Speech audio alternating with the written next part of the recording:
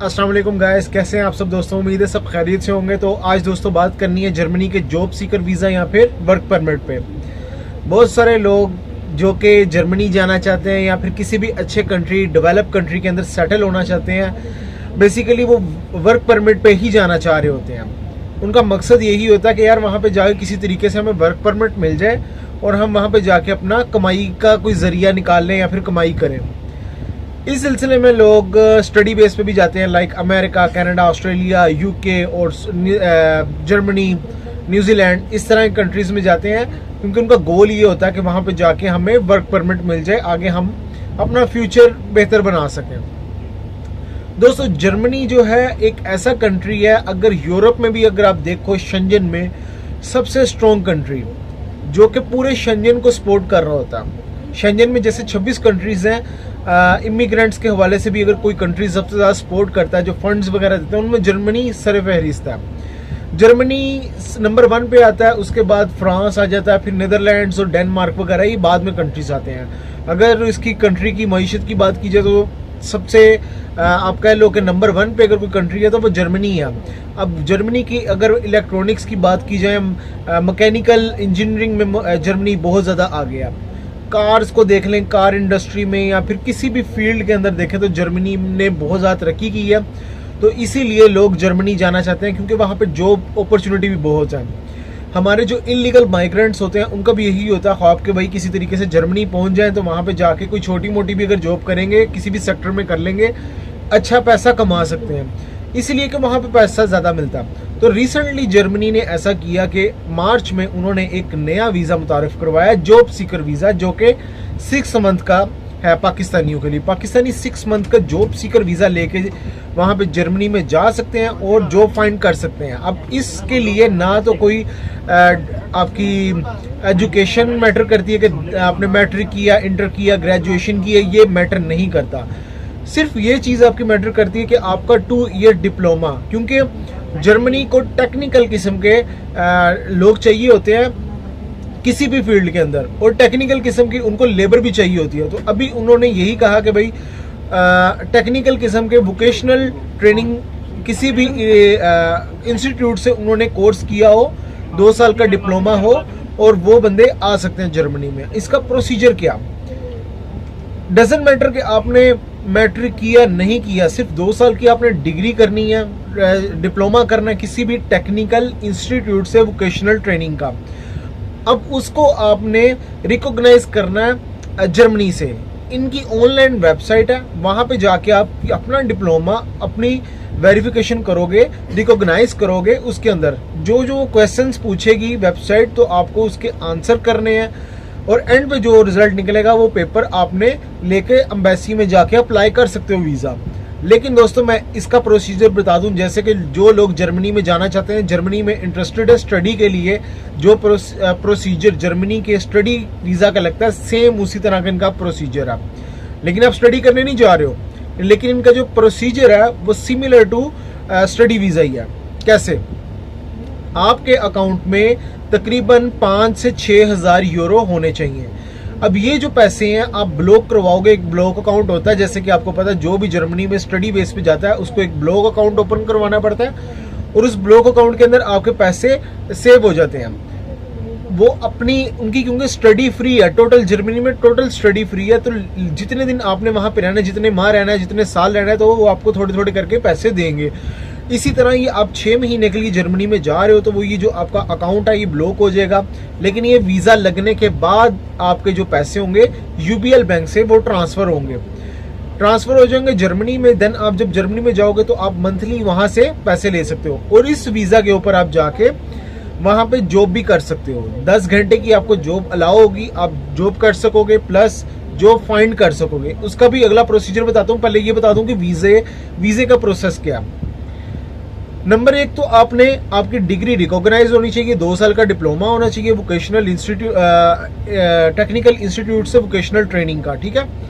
उसके बाद आपने लैंग्वेज कोर्स करना है जर्मन, जो कि B1 को पूरा करें। कोई लैंग्वेज नहीं आपने कर लेनी, जो बेसिक जिसे कहते हैं सिर्फ वो आपने सीखनी है।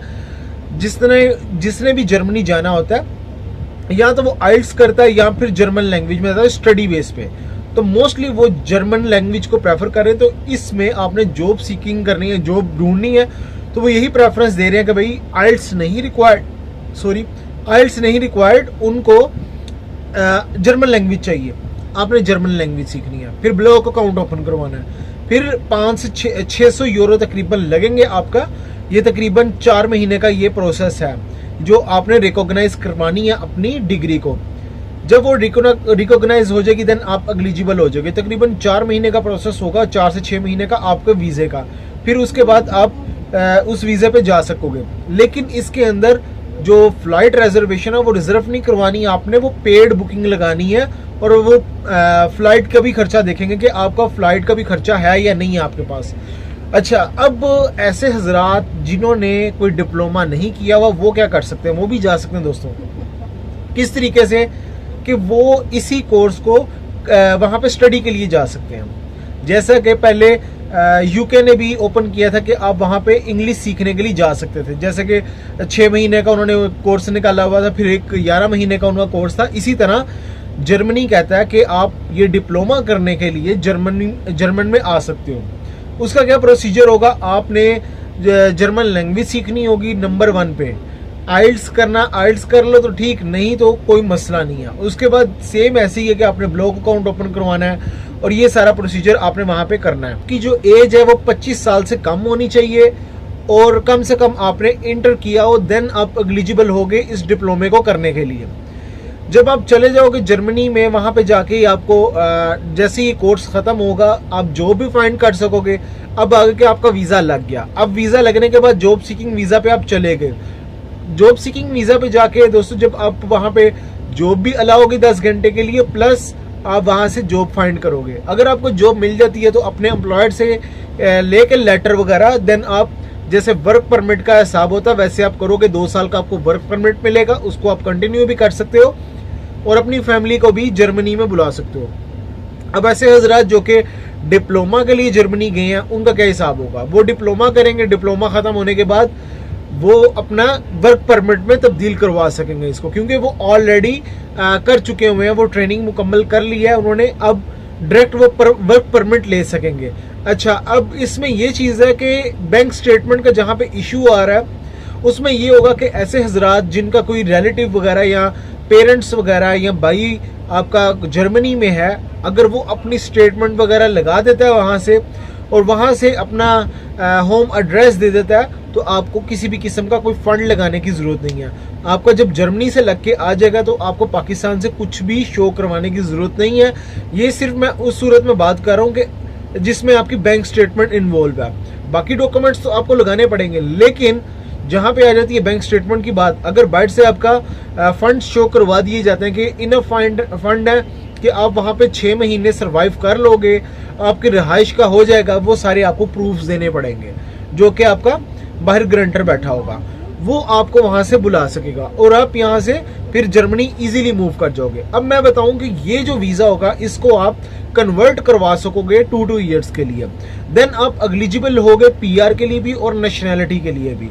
बहुत सारे लोग जो कि वर्क परमिट पे विजिट वीज़ा पे इस पे स्टूडेंट वीज़ा पे जाते हैं, उनका भी प्रोसीजर इसी तरह का होता है। उनका प्रोसीजर क्या कि सबसे पहले उन्होंने ब्लॉक अकाउंट ओपन करवाना होता है। जो जर्मनी में आपका पैसा होता है वो आप सारा स्टोर कर रिजर्व करवाते हो, जो कि ब्लॉक हो जाता है जर्मनी में। जब आप जाते हो तो आपको हर महीने में कुछ पैसे तकरीबन 800 या 900 कुछ करके वो आपको रिटर्न कर रहे होते हैं, क्योंकि जर्मनी में टोटल पढ़ाई फ्री है। इसी तरह की इस वीज़े में भी यही हिसाब है, टोटल फ्री होगा।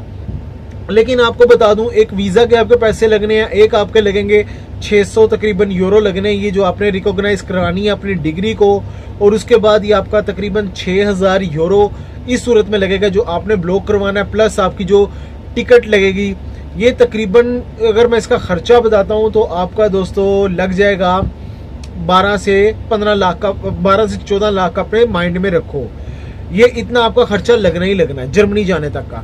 लेकिन इसका फायदा ये है कि दोस्तों जब आप स्टडी के लिए यहाँ से जा रहे हो तो डायरेक्ट आप जॉब सीकिंग वीज़ा पे चले जाओ। जितनी मेहनत आपने स्टडी वीज़ा के लिए करनी है उतनी ही आप अगर जॉब सीकिंग वीज़ा के लिए कर ले तो आपको तो वहाँ पे जाके वर्क भी अलाउ होगा और आप जॉब फाइंड कर सकोगे।